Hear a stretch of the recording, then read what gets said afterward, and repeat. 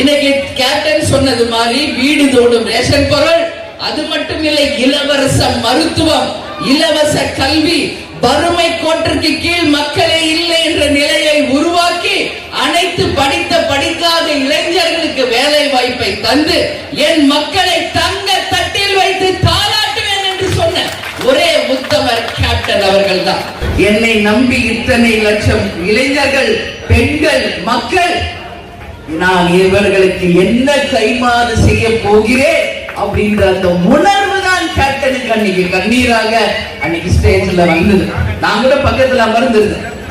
ஏன் இத சொல்றேன்னா, தலைவரை நம்பி வந்த யாரும் கைவிடப்படார் அப்படின்ற வரலாற்றை நிச்சயமாக உங்கள் அண்ணியாக மட்டுமில்லை, உங்கள் அன்னையாக இருந்து உங்களுடைய அத்தனை பேர் வாழ்க்கையில் சிறந்த முறையில் உயர்த்த வேண்டும் என்பது மட்டும்தான் என்னுடைய கனவு.